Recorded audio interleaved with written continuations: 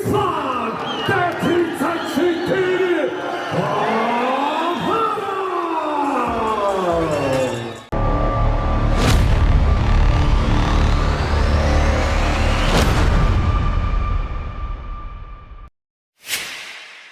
But if I lay down and I play dead and I stay dead, maybe you'll get sick of being the monster out of my head, under my bed. Teman-teman, kalau kita ngomongin MMA modern, ada satu wilayah yang rasanya udah kayak mesin pencetak monster, Dagestan.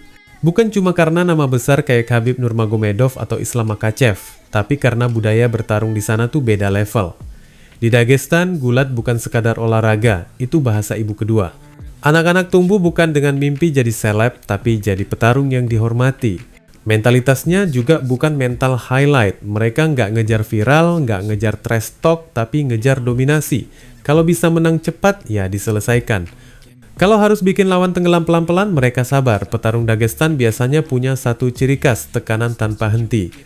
Lawan nggak dikasih napas, nggak dikasih ruang mikir, hingga akhirnya sang lawan bikin kesalahan sendiri. Makanya, setiap kali muncul nama baru dari Dagestan, reaksi dunia MMA selalu sama, waspada. Karena biasanya itu bukan sekadar prospek, tapi calon penguasa divisi. Dan salah satu nama yang sekarang lagi di fase tinggal nunggu dunia sadar adalah Islam Omarov. Sick of being the monster out of my head, under my bed, thinking something out of my nose. Tanggal 9 Januari, Grozny jadi saksi dimulainya kalender Acak 2026 lewat gelaran Acak 198. Secara keseluruhan ini malam pertarungan yang solid. Memang, problem klasik kayak gagal timbang badan masih nongol, tapi begitu pintu oktagon nutup, semua kekurangan itu ketutup sama kualitas pertarungannya. Banyak fight ketat, tempo tinggi, dan emosi yang beneran kerasa. Pertarungan paling seru secara murni mungkin duel Khalid Satuev versus Nikolai Aleksakin, dua petarung yang saling sikat tanpa rem.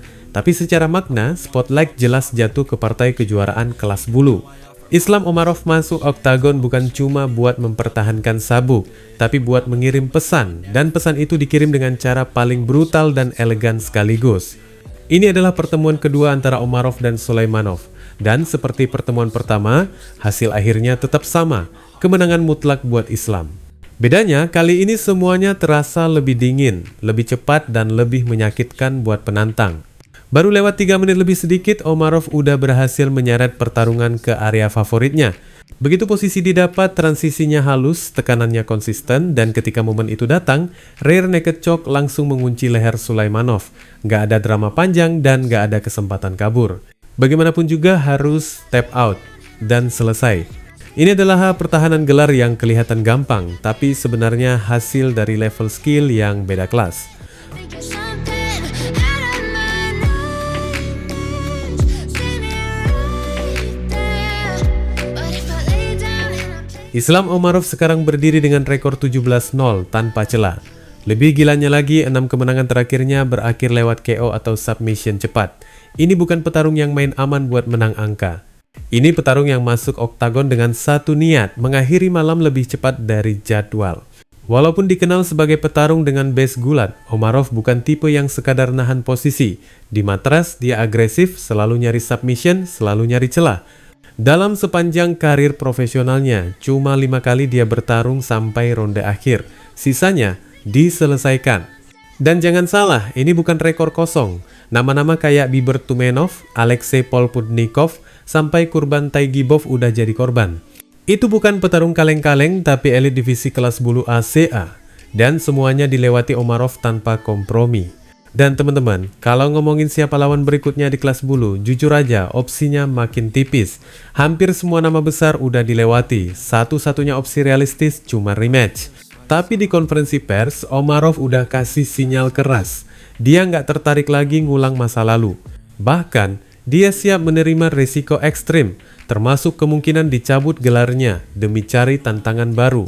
Dan tantangan itu ada di kelas ringan. Dan naik ke kelas ringan ini merupakan neraka baru yang menggoda karirnya. Kalau Omarov naik ke lightweight, ceritanya langsung berubah. Di sana ada nama-nama gila, Ali Bagov, Daud Sheikaev, Artem Reznikov, sampai Abdul Aziz Abdul Fakabov. Itu bukan sekedar ujian, tapi ladang perang. Buat Omarov, ini bukan langkah nekat, tapi evolusi alami. Dengan kecepatan, kontrol grappling, dan insting finishing yang dia punya, kelas ringan justru bisa jadi panggung yang lebih pas buat nunjukin betapa lengkapnya dia sebagai petarung. there. But if I lay down and I play dead and I stay dead, then will you get bored of killing? Secara skill, Islam Omarov jelas siap melangkah ke UFC, bahkan bukan sekadar siap numpang lewat. Dengan tekanan konstan ala Merabdevalishvili, tapi dengan niat KO di setiap detik, Omarov bisa bikin banyak petarung top kelabakan. Dia punya kecepatan, IQ bertarung tinggi, dan kemampuan mengunci lawan dari posisi klasik kayak guillotine atau rear naked choke. Lawan dipaksa salah, bukan dikasih kesempatan berkembang. Tapi realitanya nggak sesederhana itu. Di Aceh, Omarov dibayar mahal, jauh lebih besar dibanding gaji petarung debutan UFC. Ditambah lagi, UFC sekarang kebanjiran petarung dari wilayah bekas Uni Soviet. Secara bisnis, nama Omarov bukan prioritas. Kita juga punya contoh pahit dari Edward Vartanyan yang sempat digadang-gadang masuk UFC tapi akhirnya balik ke Aceh. Omarov pun bukan tipe petarung cerewet atau jualan pesona. Dia bisa saja bernasib kayak Movsar Evlov yang tak terkalahkan, tapi sepi perhatian manajemen. Kalau ngomongin kualitas, petarung Dagestan itu udah nggak perlu dibuktiin lagi. Tapi masalahnya, UFC bukan liga bela diri murni. Ini bisnis hiburan global. Dan disinilah mulai kelihatan kenapa Dana White kadang kelihatan ogah-ogahan ngedorong petarung dari wilayah Rusia, termasuk Dagestan. Alasan pertama dan paling mentah, mereka susah dijual. Mayoritas petarung Dagestan datang dengan gaya hidup sederhana, minim drama, minim trash talk, dan gak suka bikin kontroversi. Di satu sisi itu mulia, tapi di sisi bisnis itu PR berat. UFC butuh figur yang bisa bikin orang nonton bukan cuma karena teknik, tapi karena emosi. Dagestan Fighters, mereka datang, menang, pulang, beres. Kedua, gaya bertarung mereka bikin divisi macet. Petarung Dagestan itu rata-rata punya tekanan konstan, gulat berat, kontrol lama, dan sabar nunggu kesalahan. Buat hardcore fans, itu nikmat. Tapi buat penonton kasual, kadang dianggap kurang meledak. Dana White beberapa kali nunjukin ketidaksukaannya sama fight yang terlalu banyak kontrol tanpa damage visual. Ketiga, mereka terlalu konsisten menang. Ini ironis, tapi nyata. Ketika satu divisi dipenuhi petarung dari ex-Uni Soviet yang jarang kalah, matchmaking jadi ribet. Bintang lokal susah naik, narasi rivalitas mentok dan sabuk bisa dikunci lama sama satu region. Dari sudut pandang promotor, itu bahaya buat rotasi market. Keempat, isu pasar dan geopolitik. UFC itu bisnis Amerika. Market Rusia dan sekitarnya sekarang nggak lagi jadi target utama. Visa, politik, sponsor, sampai hubungan media jadi ribet. Petarung dari wilayah itu sering punya kendala administrasi yang bikin promosi mereka nggak fleksibel. Kelima, mereka nggak butuh UFC secara finansial. Banyak petarung top dari Aceh atau Liga Regional Rusia udah dibayar gede. Begitu masuk UFC, mereka harus mulai dari bawah, gaji kecil, bonus belum tentu. Dari sudut pandang Dana White, ini bikin posisi tawar mereka nggak ideal. Petarung lapar lebih gampang diatur. Dan yang terakhir, mungkin paling krusial, mereka bikin standar terlalu tinggi. Begitu Dagestan Fighters masuk, ekspektasi langsung naik. Kalau satu masuk dan dominan, UFC harus siap menerima gelombang berikutnya. Dan itu bisa mengubah peta kekuasaan divisi dengan cara yang nggak selalu menguntungkan bisnis. Intinya ya gini, Dana White bukan benci Dagestan, dia cuma ngelihat mereka bukan dari kacamata teknik, tapi kacamata dolar. Selama petarung Dagestan lebih fokus ke dominasi ketimbang hiburan, hubungan mereka sama UFC bakal selalu rumit. Bukan karena mereka kurang hebat, tapi karena mereka terlalu berbahaya buat sistem. Nah teman-teman, kalau karir UFC Omarov nggak kejadian dalam waktu dekat, itu bukan tragedi.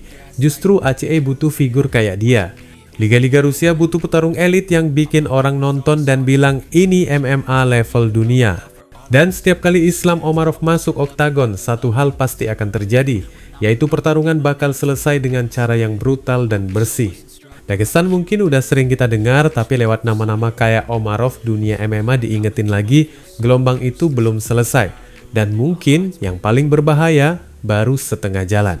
Wassalamualaikum warahmatullahi wabarakatuh.